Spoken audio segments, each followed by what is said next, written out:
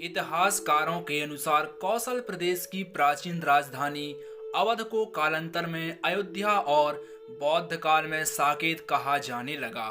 अयोध्या मूल रूप से मंदिरों का शहर था। हालांकि यह आज भी हिंदू, बौद्ध एवं जैन धर्म से जुड़े मंदिरों के अवशेष देखे जा सकते हैं। जैन मत के अनुसार यहाँ आदिनाथ सहित 5 तीर्थकारों का जन्म हुआ था। बौद्ध मत के अनुसार यहाँ भगवान बुद्ध ने कुछ माह विहार किया था। अयोध्या को भगवान श्री राम के पूर्वज विवस्वान सूर्य के पुत्र व्यवस्त मनु ने बसाया था। तभी से इस नगरी पर सूर्यवंशी राजाओं का राज महाभारत काल तक रहा। यहीं पर प्रभु श्री राम का दशरथ के महल में जन्म हुआ था। महर्षि वाल्मीकि ने भी रामायण में जन्मभूमि की शोभा एवं महत्ता की तुलना दूसरे इंद्रलोक से की है। धन धान्य व रत्नों से भरी हुई अयोध्या नगरी की अतुलनीय छटा एवं गगनचुंबी इमारतों की अयोध्या नगरी में होने का वर्णन भी वाल्मीकि रामायण में मिलता है। कहते हैं कि भगवान श्री राम के जल समाधि लेने के पश्चात अयोध्या कुछ काल के लिए उजड़ सी गई थी, लेकिन उनकी जन्मभूमि पर बना महल वैसे का वैसा ही था। भगवान श्री राम के पुत्र कुश ने एक बार पुनः राजधानी अयोध्या का पुनर्निर्माण कराया। इस निर्माण के बाद सूर्यवंश की अगली 44 पीढ़ियों तक इसका अस्तित्व रहा। महाराजा बृहद्दल तक अपने चरम पर रहा। कौशल राज बृहद्दल की मृत्यु महाभारत युद्ध में अभिमन्यु के हाथों हुई थी। महाभारत युद्ध के बाद अयोध्या उजड़ सी हो गई थी, मगर श्री राम जन्मभूमि का अस्तित्व फिर भी बना रहा।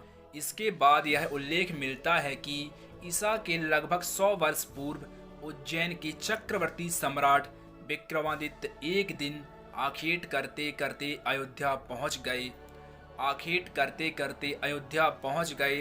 थकान होने के कारण अयोध्या में सरयू नदी के किनारे एक आम के वृक्ष के नीचे वे अपनी सेना समेत आराम करने लगे।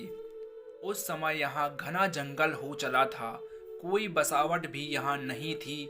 महाराज विक्रमादित्य को इस भूमि में कुछ चमत्कार दिखाई देने लगे। तब उन्होंने खोज आरंभ की और पास के योगी व संतों की कृपा से उन्हें ज्ञात हुआ कि यह श्री राम की अवध भूमि है। उन संतों के निर्देश से सम्राट ने यहाँ एक भव्य मंदिर के साथ ही कूप, सरोवर, महल आदि बनवाए। कहते हैं कि उन्होंने श्री राम जन्मभूमि पर काले रंग के कसौटी पत्थर वाले 84 स्तंभों पर विशाल मंदिर का निर्माण करवाया था। इस मंदिर की भव्यता देखते ही बनती थी।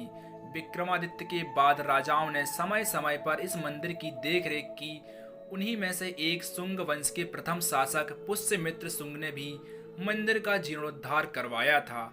पुष्यमित्र का एक शिलालेख अयोध्या से प्राप्त हुआ था, जिसमें उसे सेनापति कहा गया है तथा उसके द्वारा 2 अश्वमेध यज्ञों के लिए जाने का वर्णन है। अनेक अभिलेखों से ज्ञात होता है कि गुप्त वंशी चंद्रगुप्त द्वितीय के समय और तत्पश्चात काफी समय तक अयोध्या गुप्त साम्राज्य की राजधानी थी। गुप्तकालीन महाकवि कालिदास ने अयोध्या का रघुवंश में कई बार उल्लेख किया था।